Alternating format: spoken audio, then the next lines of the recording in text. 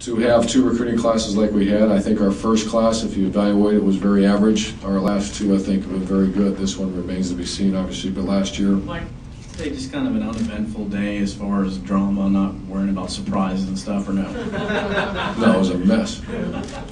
No, it was until you get that signature, it's awful. I mean, this is the worst day as a coach. It really is. There was game day. No, game day is great. You have a little bit of control over game day because you call plays and you have no control what's going on in that high school or in that living room somewhere with those third uncles helping the guys make decisions. So it's a bad day. You said earlier that you don't know a class until down the road, but if you just look at this one on paper, can you tell me just how you feel about what you see? And also, has anybody left since we last saw you that we don't know about, left the team?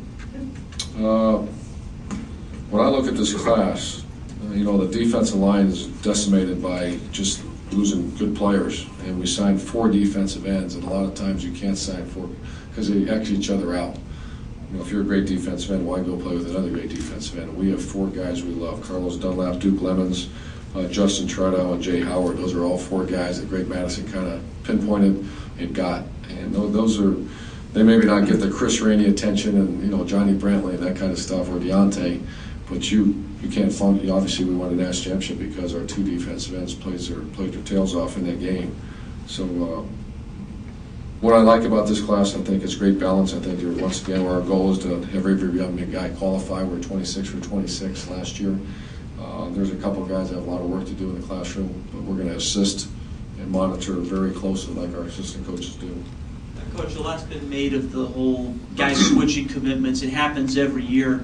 In your experience, was there more of it this year than usual? Does it just get more attention because there's more attention to this whole process? Just how'd that go? Yeah, it's awful.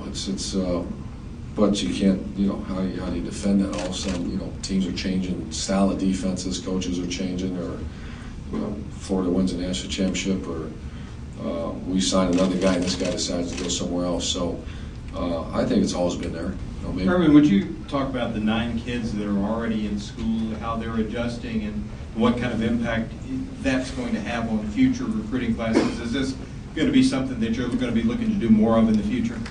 Well, first, how they're adjusting. Today we had mat drills, and they start at 6 a.m. sharp. And Pouncy's, the one thing they love about the Pouncy's, they tell you exactly what they're thinking, and they said that was the hardest thing. One of the hardest things they've ever done in their lives, and I just think their legs are still wobbling, and how they adapt, and we'll find out how they do next mat drill. But I love the guys that are here.